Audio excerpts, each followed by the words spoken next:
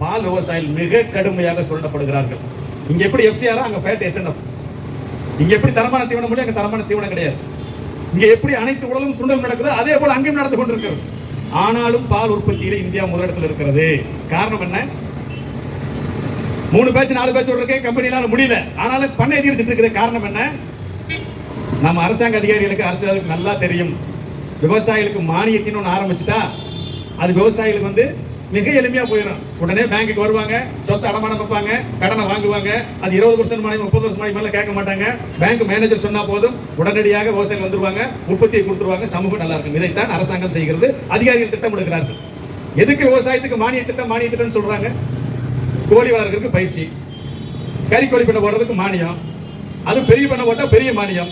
இப்படி எதுக்கு அரசாங்கம் கொடுக்குது? கறிக்கோழி பண்ணிட்டு எங்களுக்கும் சம்பந்தம் இல்லைன்னா இந்த அரசாங்கம் எதுக்கு திட்டத்தை போடுது, குஞ்சு கொடுக்குது, பயிற்சி வழங்குது, மானியம் கொடுக்குறாங்க, கடன் கொடுக்குறாங்க? அரசாங்கம் வந்து விட்டு வெளியேற வேண்டியதானே? எவையத்தினா எங்களுக்கு என்னப்பா? அசைவம் சாப்பிட்ட என்ன, கறி சாப்பிட்ட என்ன, கறிக்கோழி பண்ணி கொடுக்கும் நாய், அதுக்கு எதுக்கு நான் மானியம் கொடுக்கணும்? நீ வளர்க்குற மக்கள்கிட்ட வித்துட்டு போ. நான் உனக்கு மானியம் அரசாங்கம் ஏன் கேட்கல? அரசாங்கம் ஏன் அதுக்கு பதிலாக மானியம் கொடுக்குதுன்னா, என்னைக்கு அரசாங்கம் ஒரு திட்டத்துக்கு மானியத்தை கொடுக்கிறதோ அன்னைக்கு அது உற்பத்தியை கூட்ட போகிறது என்று பொருள்.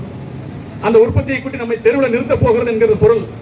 அப்படி நம்மளை எல்லாம் உற்பத்தியை கூட்ட வச்சு ஆசையை தூண்டி மானியத்தை வாங்க வச்சு கடனாளியாக்கி நம்மளை எல்லாம் தெருவுக்கு வர வைத்தால் அதற்கும் அரசுதான் பொறுப்பு. எனவே நிறுவனங்களோடு ஒப்பந்தம் போட்டிருக்கீங்க, நீங்களாச்சும் அவங்களாச்சும் அரசு நழுவ முடியாது. அரசுக்கான தார்மீக கடமை இருக்கிறது, நாம கேட்பதற்கு நமக்கும் உரிமை இருக்கிறது.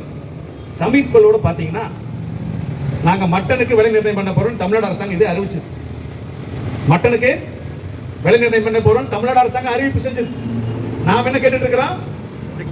சிக்கனுக்கு பண்ண சொல்லி கேட்கிறோம், கறிக்கோழி பண்ண சொல்லி கேட்கிறோம். வந்துட்டாங்களா? வழிக்கு வந்துட்டாங்களா இல்லையா? ஆக மட்டனுக்கு விலை நிர்ணயம் பண்றதுக்கு வர அரசாங்கம் ஏன் கறிக்கோழிக்கு வரல?